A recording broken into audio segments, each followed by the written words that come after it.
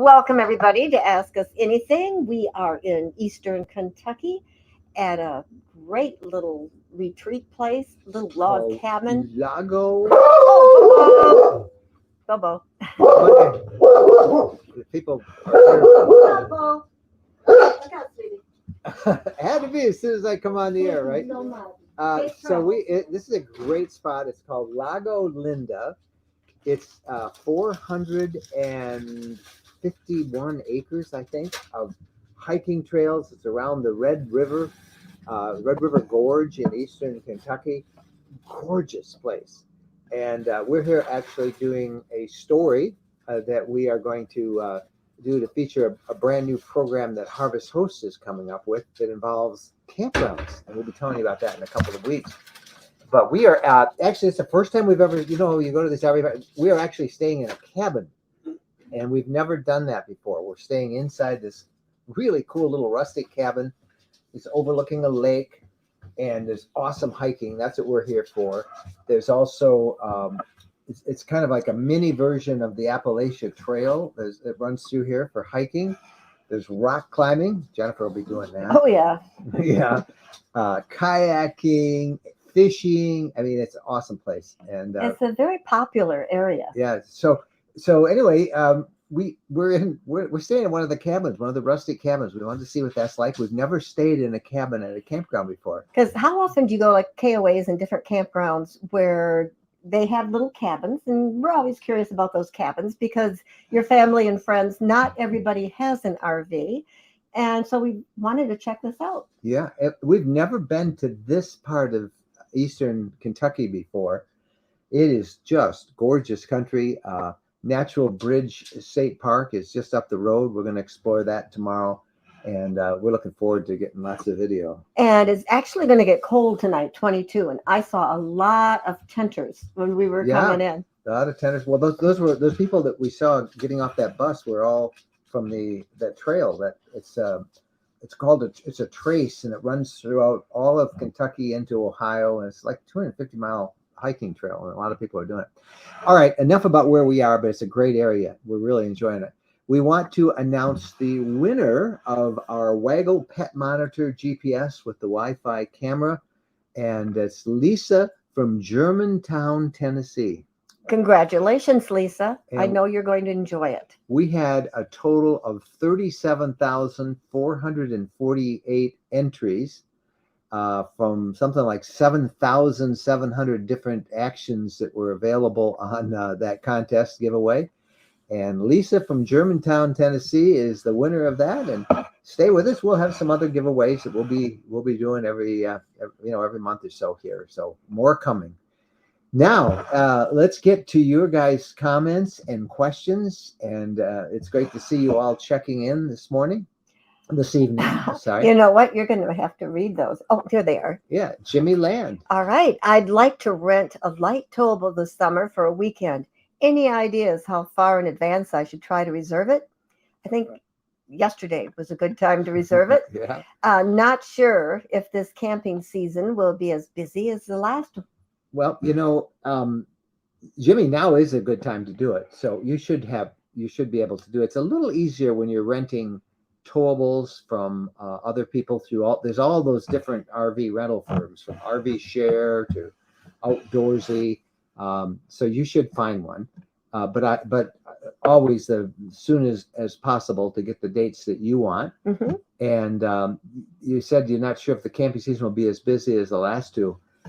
We have an item coming up in the newsletter that will be sent out tomorrow to our subscribers for the weekly newsletter, and it notes that the 2023-24 season in Florida is almost all booked up already. So that's like over a year away. Well, I guess it's not a year away. The 2023 starts in October, but next season in Florida is almost all booked up. And this is from the Florida Campground Association. So obviously it's still very popular camping. Mm-hmm. And, as soon as you can. But renting a unit like that, if you're going to rent a light towable. And I think with inflation, more and more people are looking to rent something so that they can get away for a little bit Yep. and have their adventure. Yep. So if you own something and you want to rent it, it's probably a good time. It is a great time. It is a great Help time. make those payments. Good luck, Jimmy, and that'll help you understand what you want. Johnny Lightning. It's getting to be springtime here in the middle of the mitten, in spite of the little snow we got last night. Well, we left Michigan this morning, and there was 5 inches of snow that fell overnight. Lake effect from Lake Michigan snow. We live now in Western Michigan, and we left there this morning, and there was 5 inches on the ground. I had to shovel that snow off the vehicles, and it was cold. And you saw a couple deer right Woke up this outside morning. Yeah, every our morning. bedroom window. Every morning there's deer walking back and forth. And I'm glad we relocated Bo's bed because he wasn't barking his head off like he normally is. We Yep. moved him away from the window. Yep. And for those of you who are tuning in a little late and wonder where we are in, it's called the Green Cabin, and it's overlooking Lago Linda Lake, which is loaded with smallmouth, I guess, and crappie and all sorts of great little fish in there. And we are at the Lago Linda Hideaway. It's an RV campground. It's a 400 and something acre place, and we're staying in one of the rustic cabins at the site this tonight. And I got to say, it's really cute. Yeah, Cute little cabin. Nice people here. And did you hear what we have in the morning? Biscuits, grits, eggs, biscuits, and gravy tomorrow morning for breakfast. We are in Kentucky. You're going to bring out your southern blood here? You're going to have some grits? Well, as the saying goes, I wasn't born in the South, but I did get here as soon as I could. All right. I love the South.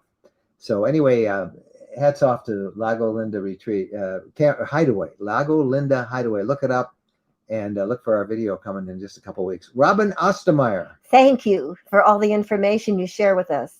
Even if I do not ask a question, I'm learning from your the answers you give to others' questions. Well, thank you. And Thank Robin, you for the kind words, Robin. We appreciate seeing you here on Ask Us Anything every week. It's like a big virtual campground, and it's always fun to see everybody.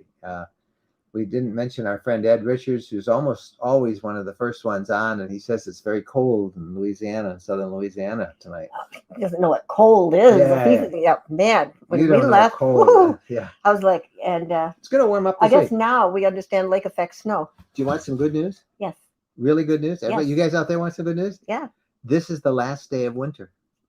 Tomorrow is the first day of spring. Mm-hmm. How does it get any better than that? Awesome. Rachel Shaw. Hello from cold Richmond Hill, Ontario.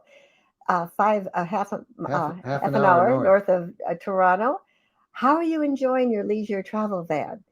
Do you tour with this van once you have arrived at an RV park, like say in the Northern Peninsula? In National Park. National Park. Yes, we do. That's what one of the nice things about having a smaller Class C is that you don't have to tow a vehicle. A lot of people do and leave it all hooked up, but we tend to use the leisure travel van for quicker trips and trips where we're not going to be staying in a particular area for a long time. We like the fifth wheel if we're going to stay someplace a week or 2 weeks or a month, and then we have the truck that tows the fifth wheel that we can use for exploring. So 2 distinct uses for the 2 different types of RVs we have. But we've really enjoyed the leisure travel van. It's the second one of this exact model that we've had. It's the 3rd leisure travel van we've owned. And we love it a lot, just as we love our fifth wheel. But like I say, we use them for different purposes. Richie Guyana. Hello from Las Vegas. Thank you very much. Thank you, Richie. Darlene Willers caught us live. Congratulations, Darlene. Jeffrey Cosmos. Hi, I am researching getting a fifth wheel. I have a 30-foot Class A now. Is it necessary to get an 8-foot bed in the pickup for towing a fifth wheel?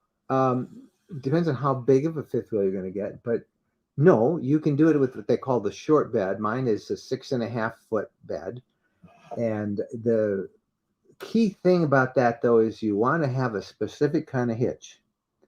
We learned this the hard way just a couple of months ago. Mm-hmm. You want to have a slider hitch, a sliding hitch. And you have to know that the sliding hitch doesn't do it automatically. When you get a hitch installed, make sure they show you how it works. And when you're going to make a sharp turn, you want to go and activate the slide portion so it will move, and it will move, the hitch will move back and forth. And that way, like we did, you can look at the video on YouTube, we smashed out our rear window because I turned too sharp and I didn't activate the slider. But it tows fine with a 6.5-foot bed. Just get a sliding hitch. That's the big thing you need to know. And you'll be good to go. But if you had the 8-foot bed, you've got a lot more room. You don't have to worry about the hitch. I'd still probably want to get a slider hitch because there are times when you make a real, when you're getting in a tight spot. But an 8-foot bed is easier. You got more room. That extra 2 feet there, it helps out. Bob Leach, have you spent any time camping in Arkansas? If so, what are your top Arkansas state parks? Oh, where do we stay in Arkansas? I'm trying to think of that. Was that Arkansas that we have not spent enough time camping in Arkansas. No, we've only been there. I'm trying to think. There was a waterfall things that we went to. I'm not sure. I can't remember. So we need to camp more in Arkansas. We do. So not a lot, Bob. Not a lot in Arkansas. It's a great state. In fact, we should make that a point for this year to find some stuff in Arkansas. Johnny Lightning. crappie or specs to some of your country boys. Okay. Whatever that means. I have no idea what you're talking about, Johnny. But that's okay. Oh, you can fish? tell me. I think he's talking about fish. Yes. Or speckled bass. That's what he's talking about. Crappie. I don't know what the is, but crappie or specks. Yeah, specks for speckled bass. Sometimes they call those. We call them crappies. Lindy Barcume.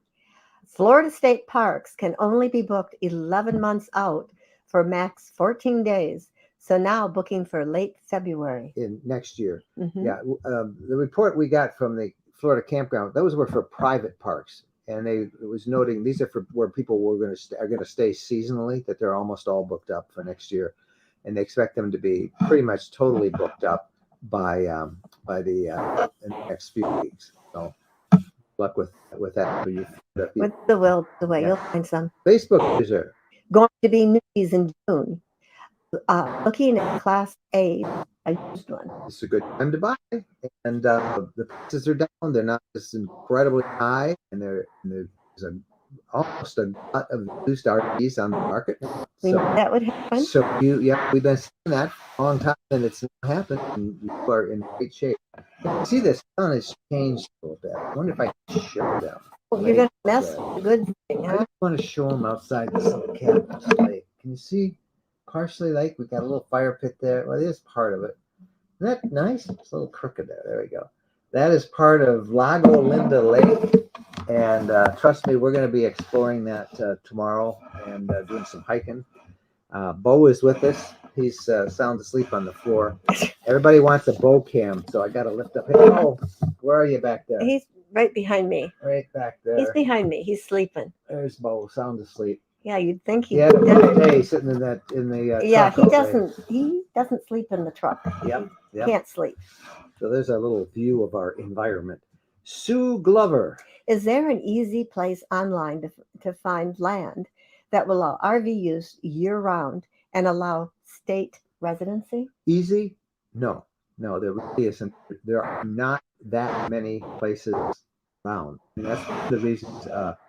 So many of the places found are like in Arizona or in Tennessee. There are a few in Florida, up around Chieftain, Florida, in that area.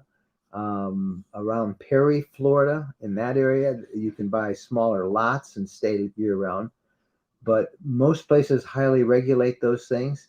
And in terms of allowing state residency, in most places, you have to live there physically for 6 months or more. Now, you can, there are a couple of states that will let you fudge that a bit, but usually got to stay in it 6 months or more to have state residency. That's the proper way. But there's no easy place to find it. No easy place to find it. We try and keep track of the ones we find, but that's good. Bob Leach again. How do you get the United States Postal Service mail? How do you get it at home? They never deliver anymore. Your bills that need to be paid, etc. You do everything online, and you can do almost everything online. And if you are a full timer, you can work with somebody like the Escapees Club. And you can, I think we're a partner with the Escapees. I think they on our partners page, maybe not, should be, but you can go with them, and they have mail drop addresses. There's a mailing service. I think it's Anytime Mail or Mail Any. Just look on our partners page, rvlifestyle.com/partners.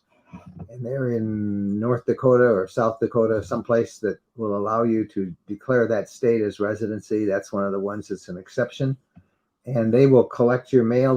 The mail will all come there, and they will alert you by email what mail you got.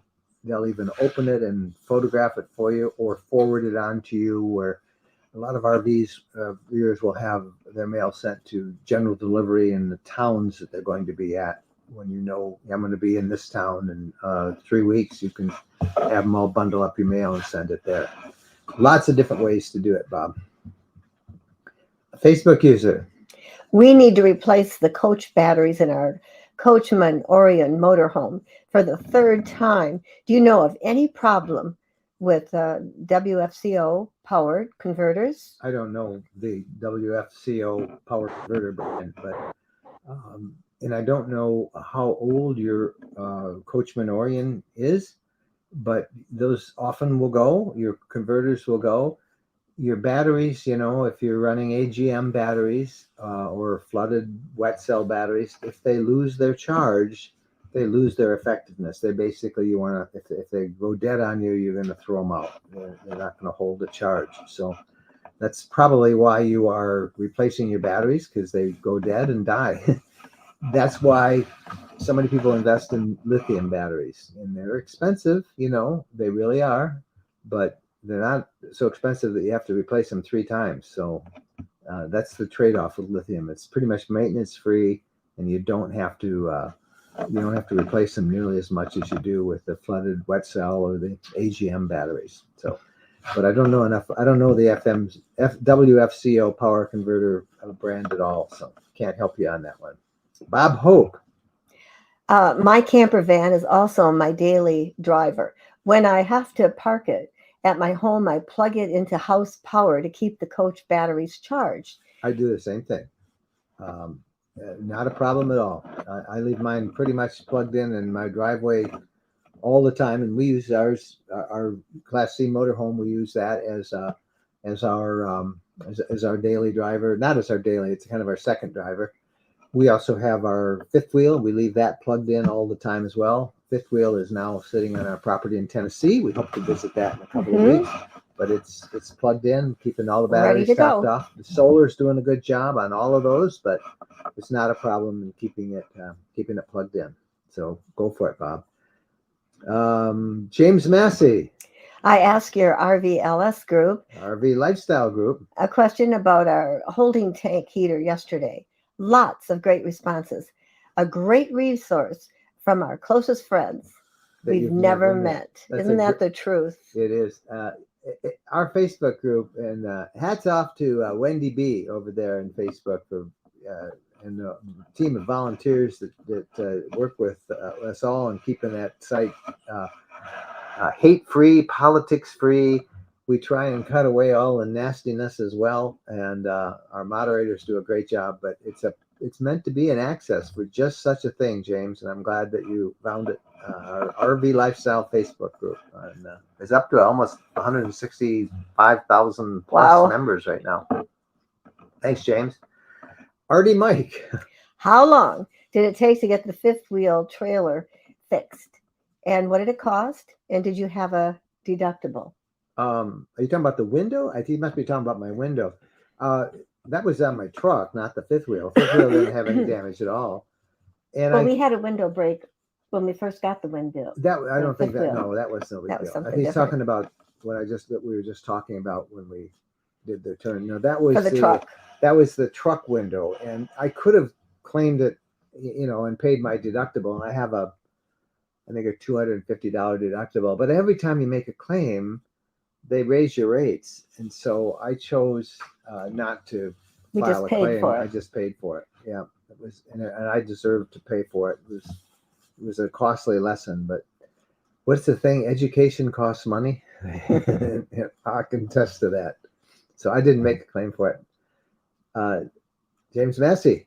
Made reservations in Texas Hill Country yesterday. If Florida is reserved, and that's a problem, come to Texas. Cool and clear here today. Best to all. You know, this time of year in Texas has one big advantage over Florida. Bluebonnets. Oh, most beautiful little flower in the world, and all those it's time for those fields of flowers, beautiful, and bluebonnets. Just beautiful. Yep, the Texas Hill Country is. I hate to even talk about it because it is such a unique treasure for RVers. Just gorgeous area. So, Janice Smith, Tennessee. Hello from Tennessee. Planning to visit Michigan possibly in September. Been a few years and looking forward to see the lovely state again. Well, come back. I think you will like it in September, October. It's beautiful. Best time of year is October. It really is. I hope you have a wonderful vacation. Yep. Good to see you there. Stanley Long. We use Good Sam mail and it works good. It does. Good Sam's another one that works there. FMCA. I don't know if they have a mail program, FMCA, but Good Sam does, Escapees RV Club does, and then there's a number of different mail forwarding companies, and they all work pretty much the same way. Boot Up with Bay Sharp. We have a B van and a 30-foot Class C. We don't like the Class C ride on the road, and the B isn't big enough for 3 people, plus our pet. We just want one RV. Recommendations? Keep one or a third option? Well, if you don't like the ride, the only real solution to a bumpy ride. Now you hear people talk about they do air shocks and they do air suspension. You want air suspension. It's extremely costly, but it really works. And in terms of B, I know the new Gretsch line of Class B camper vans on the Mercedes chassis all come with air suspension. I think the Advanced RV has air suspension. And you can ask on any unit you're looking at on a Class B or Class C if air suspension is available. Usually you'll have to have that upfitted afterwards, but that's the only real solution I think you'll have if you don't like the ride. We have a Class C, and actually it rides great. It's on the Sprinter chassis. It's the Leisure Travel Vans Unity. I've had somebody ask me, should I put air springs on it, or do I need air shocks or any of that stuff? No, it's worked great for us. The only thing that would make it any better would be air suspension, and that is very costly. But that's what you want to do if you don't want to have 3 different RVs. So get one that rides comfortable for you. It is important. George Lutch. I am looking at purchasing a used RV from an individual and wondered what you thought of purchasing an RV that has been modified from stock with paint and some furniture updating.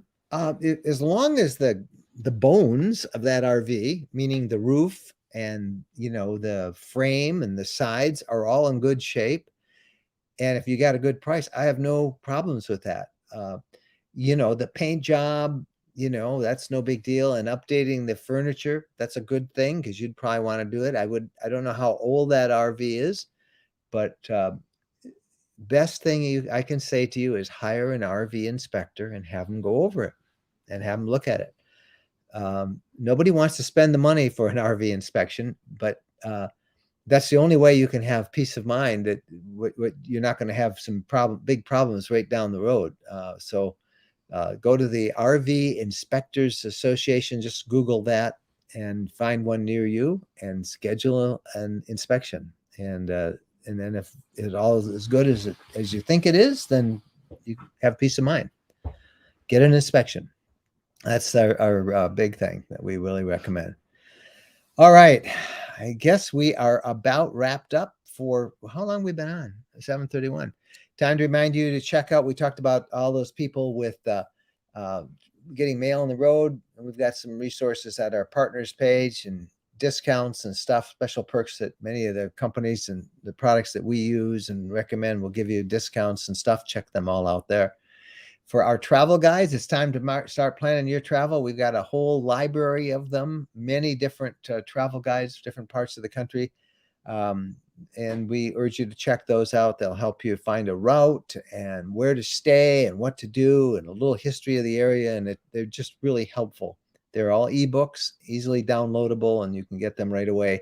And you can look at the whole library there, as well as all of our merch, like our cool sweatshirts and t-shirts and all that stuff. So that's all at that location.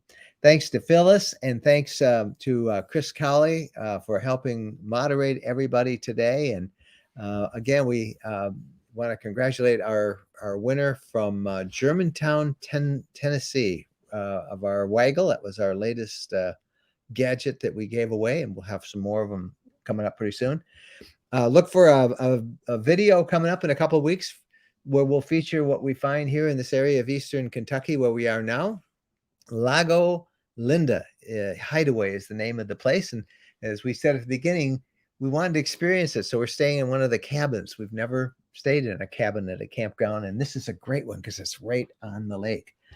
And the sun is about to set. So I think we got time to run out there and maybe get a couple of sunset pictures. Thank you guys, all of you, so much for watching. And we'll see you down the road. Happy trails.